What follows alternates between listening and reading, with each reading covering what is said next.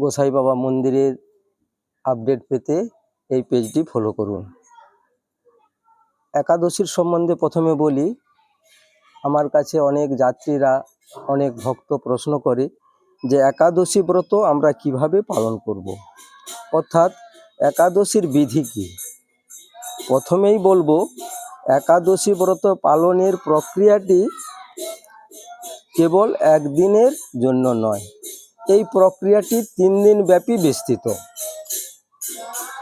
দশমী, একাদশী এবং দ্বাদশী সঠিক নিয়ম না মেনে চললে ব্রতের পূর্ণ ফল পাওয়া যায় না। তাই দশমী দিন থেকে শরীর এবং মনকে ব্রতের জন্য প্রস্তুত করতে হয়। কিভাবে? প্রথমত, আমিষ খাদ্য বর্জনের মাধ্যমে। চেষ্টা করবেন দশমী দিন রাত্রিকালীন যে আহার সেটি যেন সম্পূর্ণ নিরামিষ হয়। আপনি চাইলে ভগবত প্রসাদ বা কৃষ্ণ প্রসাদ গ্রহণ করতে পারেন। আর একটা কথা বলি, ওই দশমী দিন রাত্রিকালীন ঘুমানোর আগে অবশ্যই দন্তমার্জন করে নিতে হবে, যাতে খাদ্যের এক কোণাও দাঁতের মাঝখানে লেগে না থাকে। এরপর আসি একাদশীর দিন। একাদশীর দিন প্রথমে 2টি কাজ করতে হয়। প্রথমটি হলো স্নান পর্ব আর দ্বিতীয়টি হলো সংকল্প পর্ব। চেষ্টা করবেন একাদশীর দিন ব্রহ্ম মুহূর্তে স্নান পর্ব সেরে নিতে। তারপরে পরিষ্কার এবং শুদ্ধ বস্ত্র পরিধান করে ঠাকুর ঘরে গিয়ে সংকল্প করে নিতে হবে। মনে রাখবেন, যে কোনো ব্রতের পূর্বে এই সংকল্প গ্রহণ করা অতি আবশ্যক। সংকল্প গ্রহণের জন্য ভগবান শ্রীকৃষ্ণ বা শ্রী বিষ্ণুর পাদপদ্মে তুলসী পুষ্প অর্পণ করতে হয়।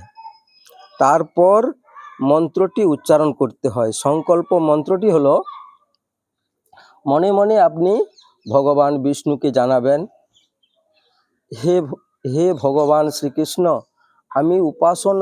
আমি উপবাস থেকে একাদশী ব্রত পালনের জন্য মনস্থির করিয়াছি। আমি যাতে এই ব্রতটি নিষ্ঠা ও ভক্তির সাথে পালন করতে পারি, তার জন্যে আপনি আমাকে ক্ষমতা প্রদান করুন। হে ভগবান বিষ্ণু, আমার করার কিছু নেই, আমার করার ক্ষমতা কিছু নেই, আপনি আমাকে দিয়ে এই একাদশী ব্রতর উপবাসটি করিয়ে নেন, এই সংকল্পই করবেন। এরপরে আসি উপবাস প্রক্রিয়াটি। প্রথমেই বলবো, যদি আপনি সক্ষম হন তাহলে আপনি নিশ্চয়ই নির্জলা উপবাস পালন করবেন।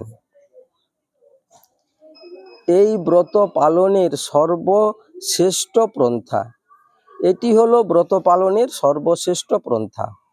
তবে আপনি চাইলে জল পান করে বা ফলমূল অনুকল্প প্রসাদ গ্রহণ করেও ব্রত পালন করতে পারেন।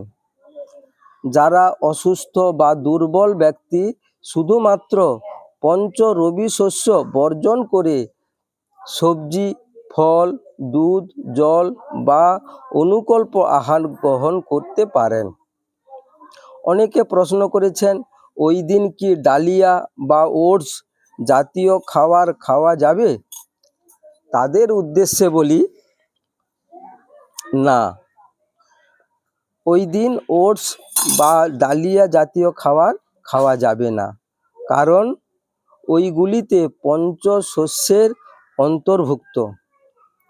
এছাড়া একাদশীর দিন সাধারণ লবণ ও সরিষার তেল বর্জনীয়।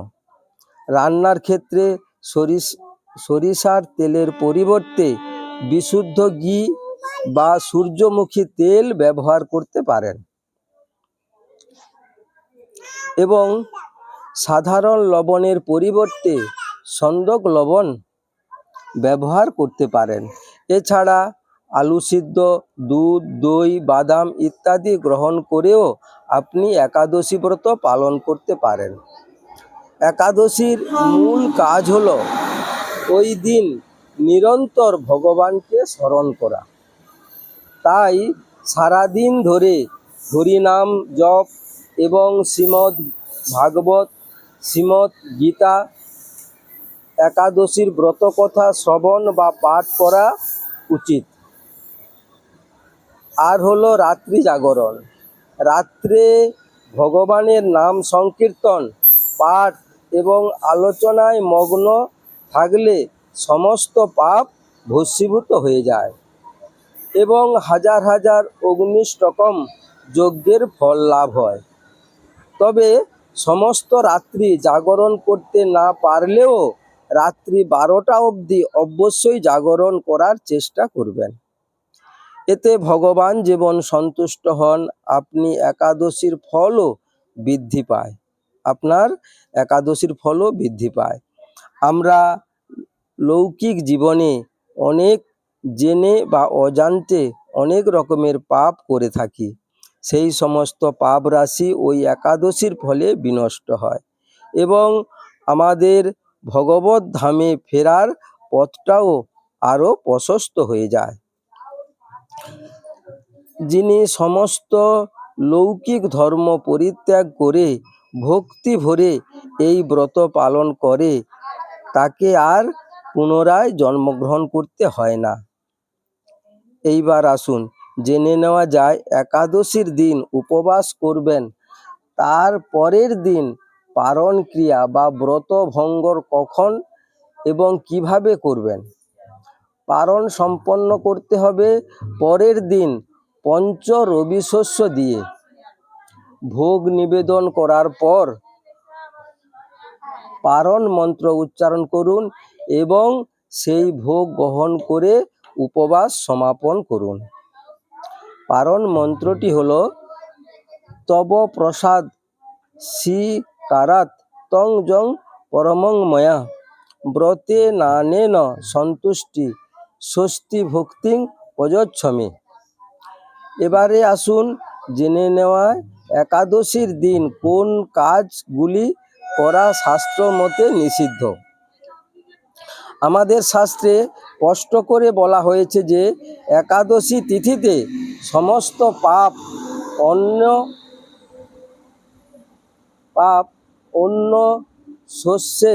অন্য শস্যের মধ্যে প্রবেশ করে।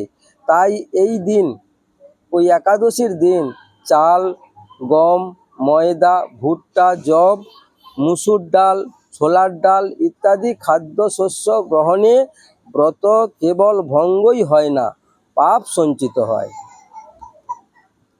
এইবার দ্বিতীয়টি হলো নিদ্রা। একাদশীর দিন নিদ্রা বর্জনীয়। দিনের বেলায় ঘুমিয়ে সময় কাটানো উচিত নয়। এই একাদশীর দিনটিতে জাগতিক কাজ থেকে মন সরিয়ে দেহ এবং মনকে ভগবানের সেবায় নিয়োজিত করতে হয়। দিনের বেলা ঘুমালে ব্রতের পূর্ণ ফল হ্রাস পায়। ভক্তের উচিত নাম জপ, ধর্মগ্রন্থ পাঠ এবং সৎসঙ্গে সময় কাটানো। তৃতীয় হলো অন্যের নিন্দা, মিথ্যা আচরণ, ক্রোধ বর্জন করা। একাদশীর দিনে মনকে সম্পূর্ণভাবে পবিত্র রাখতে হয়। কারুর প্রতি বিদ্বেষ, ক্রোধ পোষণ করা, পরকে নিন্দা করা এবং মিথ্যা কথা বলা ব্রতভঙ্গের সমান তুল্য। মনকে বাসনা মুক্ত এবং শান্ত রাখার জন্যে এই ব্রত পালন করতে হয়। তাই যে কোনো প্রকার কু বা খারাপ চিন্তা বা বাক্য ব্যবহার কঠোরভাবে পরিহার করিতে হইবে। চতুর্থ হলো তামসিক খাদ্য, যেমন পেঁয়াজ, রসুন, মাছ, মাংস, ডিম, মাদক দ্রব্য, তামাক এবং পান সুপারি আজকের দিন বর্জন করতে হয়। মানে একাদশীর দিন এগুলো বর্জন করতে হয়। এইগুলি শরীর এবং মনকে অপবিত্র করে এবং একাগ্রতা নষ্ট করে। এমনকি তৈলমর্দন এবং ক্ষৌর কর্ম অর্থাৎ চুল কাটা, দাড়ি কামানো এই দিন পরিহার করতে হয়। একাদশীর দিন তুলসী গাছে জল দেওয়া গেলেও তুলসী পত্র চয়ন করিতে নেই। অনেকে প্রশ্ন করেন, রজস্বলা অবস্থায় নারীরা কি একাদশী ব্রত করতে পারেন? তাদের উদ্দেশ্যে বলি, হ্যাঁ পারেন, তবে এই সময় শরীরে দুর্বলতা এবং অস্থিরতা থাকতে পারে। তাই শাস্ত্র অনুযায়ী যদি খুব দুর্বল অনুভব করেন তবে কঠোর নির্জলা উপবাস না করার প্রয়োজন নেই। সেক্ষেত্রে ফল, দুধ বা হালকা অনুপান খাদ্য গ্রহণ করতে পারেন। অনেক যাত্রীরা প্রশ্ন করেন, আমাকে আজকেই প্রশ্ন করেছিল দেহাটি থেকে একজন নারী, বলছিল যে আমার তো বর আছে, আমার কি একাদশী ব্রত করা চলে? তাদের উদ্দেশ্যে বলি, স্বামী থাক আর না থাক, সে সধবা হোক আর বিধবা হোক, একাদশী ব্রত প্রত্যেকটি নারীই করিতে পারে। 8 থেকে 80 বছর নারী কি পুরুষ সবাই একাদশী ব্রতটা করবেন বা করতে পারে। তবে সব থেকে গুরুত্বপূর্ণ কথা হলো, রজস্বলা অবস্থায় একাদশী করলে কোনো পাপ বা দোষ হয় না। দেখুন, ভগবান বিষ্ণু হলেন ভাবগ্রাহী জনার্দন। তিনি অন্তরের ভক্তি বা নিষ্ঠা দেখেন। তাই ভক্তিভাবে ভগবানকে স্মরণ করাই হলো আসল বিষয়। সুতরাং বাহ্যিক আচার নিয়ে অতিরিক্ত দুশ্চিন্তা না করে মন থেকে ভগবান শ্রীকৃষ্ণকে স্মরণ করুন। মনে রাখবেন, ভগবান শ্রীকৃষ্ণ বাহ্যিক আড়ম্বরের থেকে অন্তরের পবিত্রতা এবং ভক্তিকে বেশি গুরুত্ব দিয়ে থাকেন। তাই কোনো দ্বিধা না করে ভক্তি ভরে একাদশী ব্রত পালন করুন বা করবেন। জয় বাবা গোসাই, এই বলে বিশ্রাম নিচ্ছি। হরে কৃষ্ণ।